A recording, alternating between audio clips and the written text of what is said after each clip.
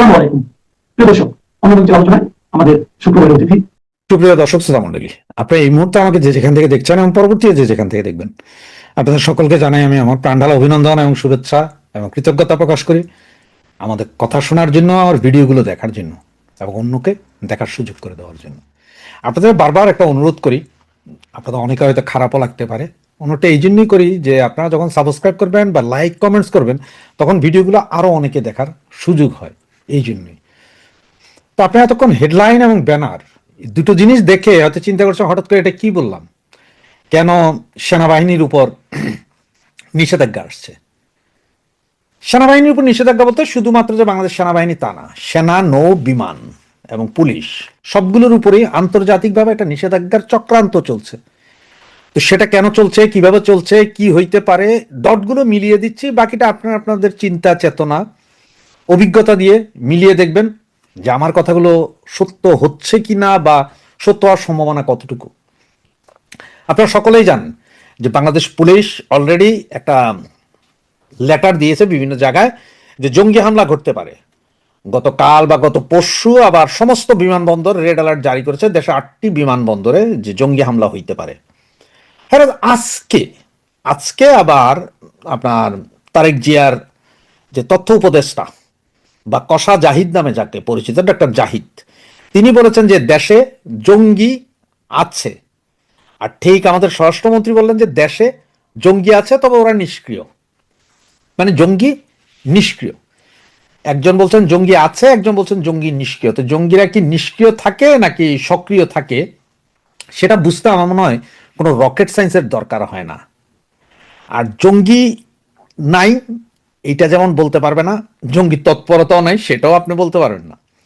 আমাদের দেশে জঙ্গি আছে, যেমন হরকতুল জিয়াদ আছে, জেএমবি আছে, লস্করি তৈয়বা আছে, জয়সি মোহাম্মদ আছে, হিজবুত তাহিরির আছে, এছাড়াও আরো অনেক ধরনের জঙ্গি সংগঠন আছে, ছোট ছোট ছোট অনেক জঙ্গি সংগঠন আছে। এইসব জঙ্গি সংগঠনের বিভিন্ন নেতাও আছে। তো এখন বিএনপি যেটা বলতে চায় সেটা হচ্ছে যে ভাই, এই জঙ্গি নাটক আওয়ামী লীগ করেছে। তো আমার প্রশ্ন হচ্ছে, জঙ্গি নাটক যদি আওয়ামী লীগ করে, তো 2001 থেকে 2003 সাল পর্যন্ত বিএনপি এবং খালেদা জিয়াও বলেছিল জঙ্গি নাই, দেশে কোনো জঙ্গি নাই। কিন্তু এরপরেই 2004, 5, 6 ওনারা এই যে সাবেক এক জঙ্গি নেতা আব্দুর রহমান, আপনাদের সকলের মনে আছে, বাংলা ভাই, ওনাদের কথা মনে আছে, এদের কারা ধরেছিলেন? শায়েক আব্দুর রহমানকে কার আমলে ধরা হয়েছিল? বাংলা ভাই কার আমলে? সারা বাংলাদেশে একসাথে 500 জায়গায় বোমা বিস্ফোরণ কার আমলে হয়েছিল? কাদের আমলে কোর্টে বোমা বিস্ফোরণে বিচারপতি নিহত হয়েছিল যদি জঙ্গি নাই থাকতেন? তো প্রশ্নটা ওনাকে দেরকে, এই যে বিএনপি আলাদেরকে, যে আপনারা যে বলেন সব ফেসিস্ট সরকার, ফেসিস্ট সরকারের জঙ্গি নাটক, তাহলে আপনাদের সরকারই তো মনে হয় প্রথম ফেসিস্ট আপনাদেরই সরকার। তা না হইলে কেন আব্দুর রহমান বা বাংলা ভাইকে ধরা হয়েছিল তখন? প্রশ্নটার জবাব একটু দিয়ে যাবেন। এছাড়া আপনারা জানেন কিছুদিন আগে মামুনুল হক, মানে কিছুদিন আগে কোথায়, এই 2 বছরের ভিতরে মামুনুল হক, তিনি 8 জন প্রতিনিধি নিয়ে আফগানিস্তানের তালেবানদের সাথে বৈঠক করে এসেছেন। এরপরে তালেবানদের এক ডিপ্লোম্যাট, নুরুল হক নূর নামে এক ডিপ্লোম্যাট, তিনি বাংলাদেশে এসে 10 দিন থেকে গিয়েছেন, কিন্তু কেউ নাকি জানে না। পেপার পত্রিকায় লেখা হওয়ার পরেও ইউনুসীয় গভর্নমেন্ট মুখে কুলু পেটে বসেছিলেন, এটা আপনারা সকলেই জানেন। এই যে হাফিজ সাইদের ডান হাত, লস্করি তৈয়বার সেকেন্ড ইন কমান্ড, তিনি বাংলাদেশে এসে সমস্ত বর্ডার এরিয়ায় ঘুরে গিয়েছিলেন, কক্সবাজার থেকে টেকনাফ পর্যন্ত, টেকনাফ থেকে তেতুলিয়া, রূপসা থেকে পাটুরিয়া, সমস্ত বর্ডার এলাকায় ঘুরে গিয়েছিলেন। এগুলো আপনারা জানেন। এবং এটাও জানেন যে ভারতে যখন গাড়ি বোমা বিস্ফোরণ হয় তখন টঙ্গীর এক মাদ্রাসা থেকে রাতারাতি 200 ছাত্র, হুজুর, বৈরাগী সহ সব উধাও হয়ে গেছে, আজ পর্যন্ত কোনো খবর নাই। আর জঙ্গি নাই বলেন, এই জসিমউদ্দিন রহমানি, তিনিই তো কিছুদিন আগে, মানে তারেক ভাই আপনার গভর্নমেন্ট আসার আগে আপনার টিভি ইন্টারভিউতে বলেছিলেন যে ব্লগার বা অমুক তমুক এদেরকে হত্যা করার পেছনে ওনাদের হাত আছে এবং এটা জায়েজ আছে, এগুলো উনি বলছিলেন না? এই জসিমউদ্দিন রহমানি, জসিমুল হক বা জিয়াউল হক, এদেরকে ধরেন, এদেরকে ধরলেই কিন্তু জঙ্গি বেরিয়ে যাবে। এখন আসি কেন বলছিলাম যে নিষেধাজ্ঞা আসছে। টিটিপি, যেটা কথা বলা হচ্ছে, টিটিপির সাথে বাংলাদেশ, টিটিপি কারা? টিটিপি হচ্ছে যে পাকিস্তানের জঙ্গি সংগঠন, যেটা পাকিস্তান সরকারের বিরুদ্ধে সংঘর্ষ করছে। হ্যাঁ, টিটিপিতে লোক বাংলাদেশ থেকে নিয়ে যাওয়া হচ্ছে, ওখানে যুদ্ধ করতে যা মারা গেছে, এইসব নিউজ আপনারা বেশ কিছুদিন ধরে দেখছেন, আগেও দেখেছেন। বাঙালি মারা গেছে টিটিপির হয়ে যুদ্ধ করতে গিয়ে। এখন টিটিপির হয়ে নাকি আরো চলছে। তো এর মধ্যে আমাদের কাছে যতটুকু আছে, বিমান বাহিনী, নৌবাহিনী, সেনাবাহিনী, পুলিশ, ডিজিএফআই, এনএসআই, এই 5 বাহিনী থেকে অলরেডি 475 জনের লিস্ট আছে, এবং তার মধ্যে প্রায় 300 জনকে নজরবন্দি করা হয়েছে, 13 জনকে গ্রেপ্তার, 23 জন হাওয়া হাওয়া হাওয়া হয়ে গেছে, মানে ওরা কোথায় আছে জানে না। এবং এরা সব এরোনট ইঞ্জিনিয়ার, মানে বিমান বাহিনীর প্রশিক্ষিত, বিমান পরিচালনা করতে পারে, বিমান চালাইতে পারে, এই ধরনের লোকজন নাকি বেরিয়েছে যারা পলাতক। আপনাদের নির্ঘাত একটু মনে আছে, কিছুদিন আগেই একটা প্রশিক্ষণ বিমান পড়েছিল ঢাকার একটা স্কুলে, অনেকগুলো ছাত্রছাত্রী। সেটাকে আপনারা কিভাবে বলবেন যে জঙ্গি নয়, জঙ্গি কর্মকাণ্ড নয়? কেন আজকে দেশের 8টা বিমানবন্দরে রেড অ্যালার্ট জারি করা হয়েছে? কেন রেলওয়ে স্টেশন থেকে শুরু করে সংসদ ভবন, অমুক তমুক সব জায়গায় রেড অ্যালার্ট জারি করা হয়? কেন বলা হয় যে রূপপুর পারমাণবিক বিদ্যুৎ কেন্দ্রও হয়তো আক্রমণ হইতে পারে? যেগুলো সব একটু মিলান, সব চিন্তা করেন। এটা আমার কথা না, এটা পুলিশের কথা। পুলিশ যেই গোয়েন্দা প্রতিবেদন দিয়েছে সেটা আপনারা সকলেই জানেন এবং দেখেছেন। গতকালকে সম্ভবত এখনই সময় একটা টিভি, আজকে অবশ্য কালের কণ্ঠ থেকে শুরু করে বিজনেস স্ট্যান্ডার্ড, প্রথম আলো সবাই দিয়েছে, এক রিক্সাম্যান ড্রাইভার ডেলিভারি দিতে না পারে একটা ছোট্ট প্যাকেট, সেটাকে কেটে করেছে যে কিছু আছে কিনা, যখনই সেটা খুললো, খোলার পরে বিস্ফোরণে তিনি আহত। তো এইটা তো হয়তো সিমটম। এই ধরনের হয়তো কুরিয়ার সার্ভিসের মাধ্যমে বড় বড় প্যাকেট পাঠানো হবে, কোথাও পাঠানো হবে, ধরেন স্কুল, কলেজ, মাদ্রাসা বা সরকারি অফিস আদালতে, সেখানে নেওয়া হবে, বা কোনো একটা cartoon station, bus station, railway station বা বিমানবন্দরে কোথাও এক কোনায় পড়ে আছে, আপনি জানেন না। আমরা বাঙালি তো অতি উৎসাহী, যাইয়া বাস কাইটা খুলে দেখলাম যে শালা কার কার্টুন না কার কার্টুন ফালায় রাখছে, একটু খুললে দেখি, খুলে দেখতে যাই ব্লাস্ট হইলো, শত শত লোক মারা গেল। হইতে পারে না। কেন বলছি যে এই নিষেধাজ্ঞা আসবে, তার কারণ কি দেখেন, টিটিপি কথা আগেই বলেছি আপনার, টিটিপি হচ্ছে যে আপনার পাকিস্তানের জঙ্গি সংগঠন, যারা পাকিস্তান সরকারের বিরুদ্ধে লাগছে। আর আমাদের দেশে যে টিটিপির জঙ্গি আছে এবং টিটিপির রিক্রুটমেন্ট হচ্ছে, এই দিয়েছে কারা? পাকিস্তানের গোয়েন্দা সংস্থা। এটা একদম সরাসরিভাবে আমেরিকার একটা চাল হইতে পারে। তার কারণটা কি বলি এখন, হামে রুগী মারা যাচ্ছে, এগুলো নিয়ে যখন সারা বাংলাদেশের মানুষ চিল্লাচিল্লি করছে, সরকার চুপ। এরপরে এই চুক্তি, আমেরিকার সাথে এই চুক্তি নিয়েও যখন কথাবার্তা সারা দেশের মানুষ বলছে, তখন সরকার চুপ। চুপ হয়ে আছে বুদ্ধিজীবীরাও, কেউ কথা বলছে না। এগুলো নিয়ে দেশের জনগণ যাতে খেপা না যায়, দেশের জনগণকে অন্যদিকে দৃষ্টি সরানোর জন্য হইতে পারে যে এই টিটিপি আছে। আর এই জিনিস দেখাইতে পারলেই তাদের সেই ব্যর্থ রাষ্ট্র পরিণত করা। তার মানে জাতিসংঘের শান্তিরক্ষী মিশনে বাংলাদেশের যেসব সেনা গোয়েন্দা কর্মকর্তারা যায়, পুলিশ যায়, তাদের উপর একটা নিষেধাজ্ঞা আসবে যে তোমার দেশে এত জঙ্গি, তোমার দেশে জঙ্গি ধরা হয়, তোমার দেশের সেনাবাহিনী, নৌবাহিনী, বিমান বাহিনী, পুলিশের ভিতরে জঙ্গি ধরা হয়, তুমি কিভাবে আরেক দেশে যে জঙ্গি নিধন করবা? সুতরাং তোমার যাইতে হবে না বাবা, তুমি তোমার দেশ সামলাও, তুমি একটা ব্যর্থ রাষ্ট্র, তুমি রাষ্ট্রই ব্যর্থ, তোমার দেশের লোক নিয়ে কই থেকে যাবো?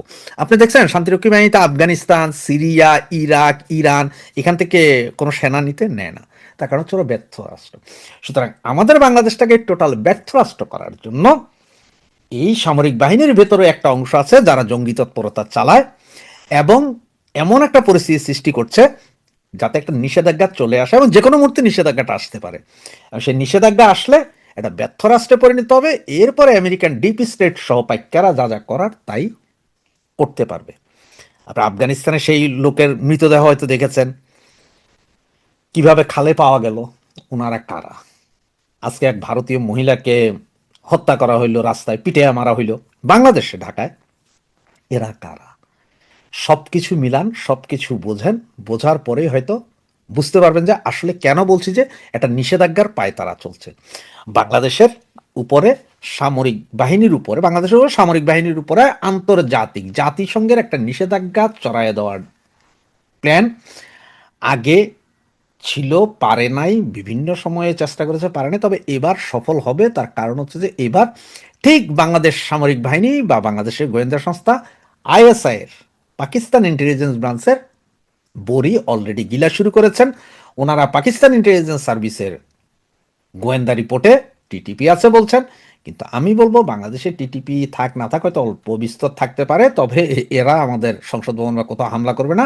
যদি হামলা করেই বাংলাদেশের যেসব আছে জঙ্গি সংগঠন হরকতুল জিহাদ, জেএমবি, তারপরে জয়সি মোহাম্মদের যা আছে, হিজবুত তাহিরির, এরা করতে পারে। আর এইগুলোরে ধরার জন্য জসিমউদ্দিন রহমানিকে ধরেন, জিয়াউল হক সাহেবকে ধরেন, ওনাদেরকে ধরেন, হাফিজ সাইদের সেকেন্ড ইন কমান্ড যারা এসেছিলেন, যারা তাদের সাথে বৈঠক করেছেন তাদেরকে ধরেন, শামসুল হক মামুনুল হককে ধরেন যিনি আফগানিস্তান গিয়েছিলেন এবং আফগানিস্তানে বৈঠক করেছেন, এদেরকে ধরেন, সঠিক বেরিয়ে আসবে। তো আজকের ভিডিওটা আজকে এই পর্যন্তই। ভালো থাকবেন, সুস্থ থাকবেন, সাবধানে থাকবেন, কোথাও কোনো বক্স দেখলে, কার্টুন দেখলে খুলতে দেবেন না।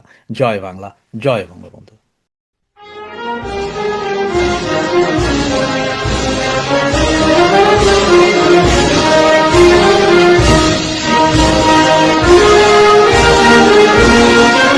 শিরোনাম দেখে চমকে গেছেন নিশ্চয়, ভাবছেন এই ইউটিউবার পাগল। পাগল না হলে কি বলে কেউ যে ডায়মন্ড হারবার, যেখানে অভিষেক ব্যানার্জি জিতে ওয়ার্ল্ড রেকর্ড তৈরি করেছেন প্রায় 7.5 লাখ ভোটে জিতে, সেইখানে তৃণমূল 7টা বিধানসভার 7টাতেই নাও অন্তত 6টাতে হারবে, এমন কথা বলে? না স্যার, আমি পাগল নাকি অন্য কেউ পাগল হয়েছে বা হতে যাচ্ছে, সে বিচারটা এপিসোড পুরো শুনে টুনে তারপরে ঠিক করবেন।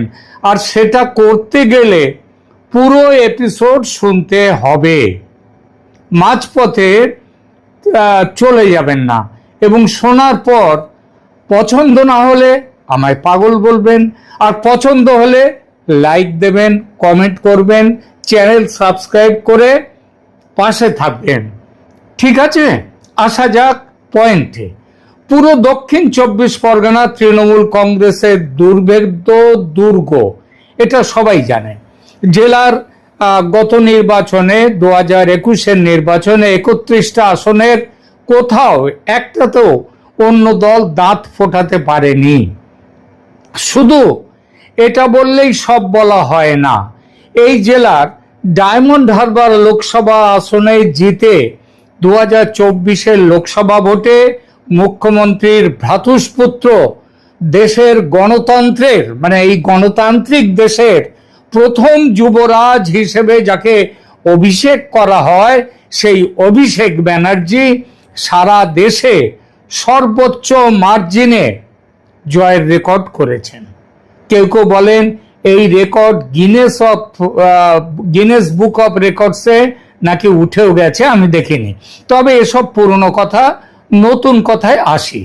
নির্বাচন কমিশন, আরো বিশেষ করে বলতে গেলে জ্ঞানেশ কুমারের দৌলতে সারা রাজ্যের মতো দক্ষিণ 24 পরগনার নির্বাচনী ফলাফলের হিসাবপত্র একেবারে ঘেঁটে গেছে। নানা কারণে বাদ পড়েছে ওই ভুতুড়ে ভোটার, বিভিন্ন জায়গায় ভোটার, মানে মৃত ভোটার ইত্যাদি সব রকমের ব্যাপার। সব মিলে ডায়মন্ড হারবার কেন্দ্রের অন্তর্গত বিধানসভাগুলোর ভোটার লিস্ট থেকে এবার হাজার হাজার ভুতুড়ে ভোটারের নাম বাদ গেছে। সেসব জালিয়াতির ভোট এবার আর পোল হচ্ছে না। তারপরেও আশা ছিল শওকত, জাহাঙ্গীর, আরো সব মহাপুরুষরা, এরা বড় আশা ছিল, খবর ছিল তাদের নেটওয়ার্ক এতটাই শক্তিশালী যে যুবরাজের কেন্দ্র তারা এই নির্বাচনেও তৃণমূল কংগ্রেস দলকে সাথে সাথ দেবে। একেবারে আগের মতোই বিপুল মার্জিনে, সেটা সেট না হলেও জিতবে জোড়া ফুল বা ঘাস ফুল। 23শে এপ্রিলের একটু যে ভোটে, সেই ভোট একটু যে ভরকে যায়নি দল, 2-4টে লোক যে গেলেনি, এই খবরটা তা নয়। তবে জাহাঙ্গীরের দল বলেছে চিন্তা নেই, ওসব খবর না গেলেই চলবে। 23শে তারিখে কি হয়েছে বা কি হবে, আমাদের দক্ষিণ 24 পরগনা এটা আলাদা কোনো মহাশূন্যে আছে। এখানে তাদের হারাবে, আমাদের হারাবে, মানে জাহাঙ্গীরদের হারাবে এত শক্তি কার? কারণ এটা যুবরাজের গড়, কিন্তু যুবরাজের সেই গড়ে আবির্ভাব হলো যমরাজের। এই যমরাজকে, তার নাম অজয় পাল শর্মা, আইপিএস। ইতিমধ্যেই 60-এর বেশি, মোর দেন 60 এনকাউন্টারের নায়ক হয়েছেন, ধরেছেন, মেরেছেন। উত্তরপ্রদেশের মানুষ আদর করে তার নাম দিয়েছেন সিংহাম।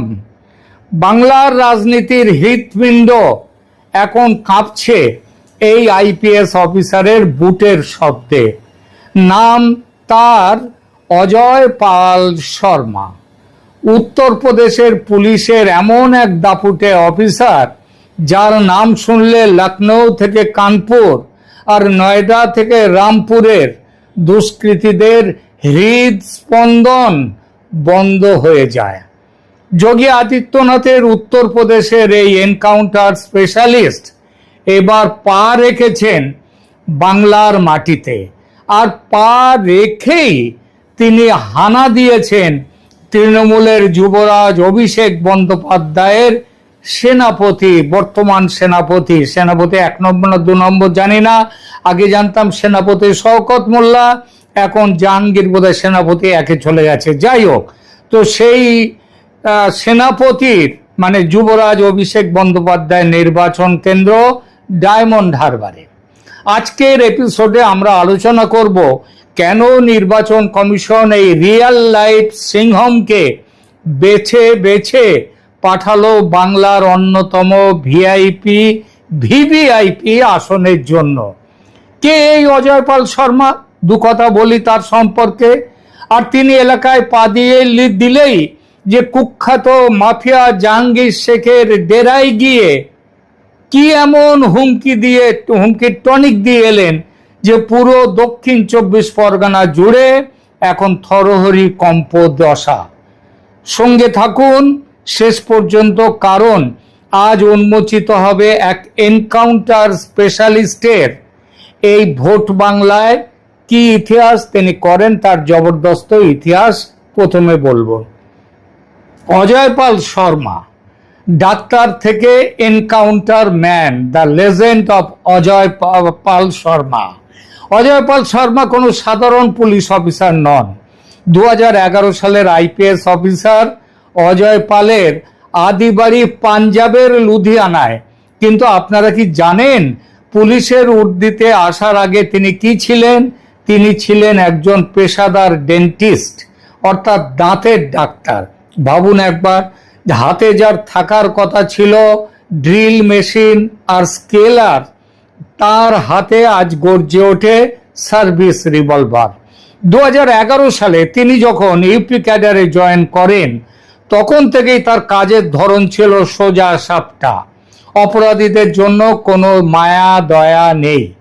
শামলি, নয়ডা, জৌনপুর, রামপুর, যে জেলাতেই তিনি গেছেন, অপরাধীরা হয় জেলে গেছে আর না হয় বেহেস্তে। বেহেস্তে কেন যাবে? তারা যাবে দোজখে। উত্তরপ্রদেশের সাধারণ মানুষ ভালোবেসে তাকে ডাকেন সিংহাম নামে, মানে সিংহ। তার ভাইও একজন আইএএস অফিসার, অর্থাৎ প্রশাসনের রন্ধ্রে রন্ধ্রে রয়েছে তার পরিবারের কর্তৃত্ব। কিন্তু অজয় পাল শর্মা বিখ্যাত তার নিশানার জন্য। বলা হয় তিনি এমন একজন অফিসার যিনি নিজেই বন্দুক হাতে অপারেশনে ঝাঁপিয়ে পড়েন। অজয় পাল শর্মার ক্যারিয়ারে এনকাউন্টারের সংখ্যা চমকে যাওয়ার মতো।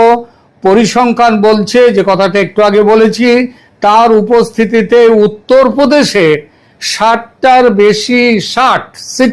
বেশি হাই প্রোফাইল এনকাউন্টার হয়েছে, যার মধ্যে অন্যতম ছিল 2019 সালের রামপুরের সেই নারকীয় ঘটনাটি। 6 বছরের এক শিশু কন্যাকে ধর্ষণ ও খুনের দায়ে অভিযুক্ত নাজমুলকে তাকে ধরার জন্য তিনি যখন বেরোন, তখন সেই অপরাধী পালাতে চেয়েছিল। অজয় পাল শর্মা পিছু ছাড়েননি, সরাসরি গুলির লড়াই এবং শেষ পর্যন্ত সেই অপরাধীর পায়ে গুলি লেগে ধরা পড়া এবং তার আর বাঁচেনি। রামপুরের মানুষ আজও সেই বীরত্বের কথা ভোলেনি। শুধু তাই নয়, কাইরানার বিখ্যাত মুকিম কালা গ্যাংয়ের কোমর যদি কেউ ভেঙে থাকেন তবে তিনি এই অজয় পাল শর্মা। নয়ডায় পোস্টিং থাকাকালীন তিনি সাধারণ মানুষের কাছে একেবারে দেবদূত মাসিয়া হয়ে উঠেছিলেন। এমনকি যখন দুর্নীতিবাজ পুলিশ অফিসারদের তালিকা তৈরি করেছিলেন তিনি, তখনও তার দাপটে বাঘা বাঘা পুলিশ অফিসার নেতারা পিছু হটতে এবং রাজনৈতিক নেতারা পিছু হটতে বাধ্য হয়েছিল।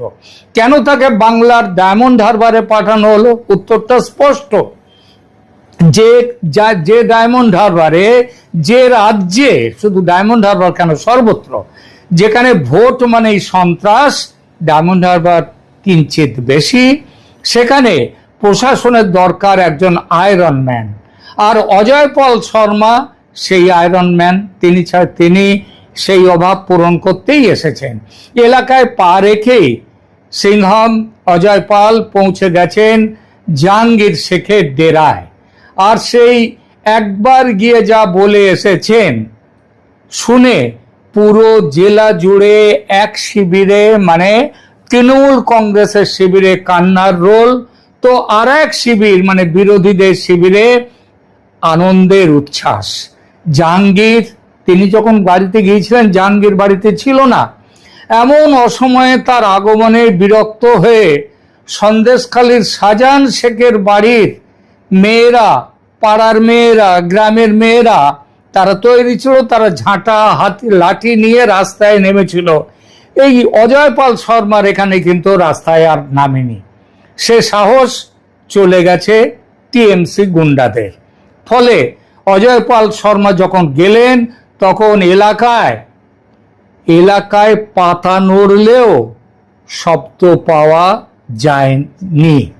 এমন শান্তির পরিবেশে দলবল নিয়ে গিয়ে অজয় পাল শর্মা বলে এলেন, কি করলেন তিনি স্পেশাল পুলিশ অফিসার হিসেবে, অবজারভার হিসেবে এসেই যে কাজটি করলেন সেটা গিয়ে জাহাঙ্গীর শেখকে ভয় দেখিয়ে আসা। যদিও জাহাঙ্গীর আগেভাগেই চম্পট দিয়েছিল, কিন্তু অজয় পাল শর্মা যে বার্তা তার পরিবার আর সাঙ্গপাঙ্গদের দিয়ে এসেছেন তা বাংলার ইতিহাসে বিরল। একদম উত্তরপ্রদেশের স্টাইলে তিনি শাসিয়ে এসেছেন, মাদরামি করলে এমন ওষুধ পড়বে যে পস্তাতে হবে পরে। এক ঝলক দেখে নিন সেই দৃশ্য, কি তিনি বলে এলেন। ये जहांगीर के घर वाले भी खड़े हैं, उसको बता देना कायदे से। ये बार बार जो खबरें आ रही हैं कि उसके लोग धमका रहे हैं, तो फिर अच्छे से खबर लेंगे, फिर बाद में रोना पछताना मत। आसपास के जितने भी लोग हैं अच्छी तरह से समझ लें कि अगर किसी ने बदमाशी करी तो उनका कायदे से इलाज किया जाएगा। फिर अगर कहीं से खबर आ गई कि किसी ने कोई खुराफात करने की, किसी को परेशान करने की कोशिश की है, तो फिर उसकी खबर फिर अच्छे से लेंगे हम। ये जहांगीर के घर वाले भी खड़े हैं, उसको बता देना कायदे से। ये बार बार जो खबरें आ रही हैं कि उसके लोग धमका रहे हैं, तो फिर अच्छे से खबर लेंगे, फिर बाद में रोना पछताना मत। পস্তাতে হবে, শুনলেন? এই পস্তাতে হবে মানে বুঝতে দক্ষিণ 24 পরগনার কোনো মাফিয়ার আর বাকি নেই। উত্তরপ্রদেশে এই ওষুধ মানে হলো পায়ে কিংবা গায়ে কিংবা মাথায় যখন যেমন খুশি, যেমন অবস্থা, পুলিশের গুলি মেরে ফেলো, অথবা মারাত্মকভাবে আহত করে ধরো, অথবা হাত কড়া নিয়ে সরাসরি জেলে পাঠাও। কপাল খারাপ হলে দুনিয়া টাটা বাই বাই। তাই এই এনকাউন্টার স্পেশালিস্টের এই উপস্থিতিতে এলাকা জুড়ে শোরগোল পড়ে গেছে ডায়মন্ড হারবার লোকসভা কেন্দ্রের। জাহাঙ্গীর শেখ কি আদৌ ভোটের দিন দেখা দেবে? তিনি আবার প্রার্থী। আইন অনুযায়ী দেখা দেওয়ার জন্য বাইরে আসতেই পারেন, ঘুরতেই পারেন, কিন্তু মনে রাখতে হবে অজয় পাল শর্মার ভয়ে আশা করা যায় তিনি কিন্তু গতকালও তিনি কিন্তু প্রচার করেননি, প্রচারে বেরোবার সাহস নেই। তিনি কি এলাকা ছাড়া হয়েই থাকবেন? প্রথম দফা নির্বাচনে মানুষ দেখেছে ব্যাপক কেন্দ্রীয় বাহিনীর দাপট, আর দ্বিতীয় দফায় অজয় পাল শর্মার মতো অফিসারদের দায়িত্ব দিয়ে নির্বাচন কমিশন বুঝিয়ে দিয়েছে কোনো প্রকার রিগিং বা ছাপ্পা ভোট বরদাস্ত করা হবে না। পুরো দক্ষিণ 24 পরগনা আজ নিশ্ছিদ্র নিরাপত্তার চাদরে ঢাকা। গ্রামের মানুষ, যাদের বিশেষ করে হিন্দুরা, যাদের এতদিন ভোট দেওয়ার সাহস ছিল না, ভয় পেত ভোট দিতে যেতে, তারা আজ অজয় পালের নাম শুনে ভরসা পেয়েছে। তারা দল বেঁধে যাবে কাল ভোট দিতে। অজয় পাল শর্মা স্পষ্ট করে দিয়েছেন তিনি বাংলার কোনো রঙের রাজনীতি বোঝেন না। তার কাছে অপরাধী মানেই অপরাধী। জাহাঙ্গীর শেখরা যদি ভেবে থাকে তারা ভয় দেখিয়ে ভোট লুট করবে, তবে মনে রাখা দরকার উল্টো দিকে দাঁড়িয়ে আছেন উত্তরপ্রদেশের সেই জমদূত, যার হাতে অপরাধীরা কোনোদিন রেহাই পায়নি। এখন দেখার, ভোটের দিন অজয় পাল শর্মা আর কি কি চমক দেন। জাহাঙ্গীর শেখ কি সত্যিই কোনো টনিক খাবে, নাকি ইতিহাসের পাতায় আরো একটি সফল অপারেশনের নাম যুক্ত হবে অজয় পাল শর্মার ক্যারিয়ারে? এবার একটু পরিসংখ্যানে আসা যাক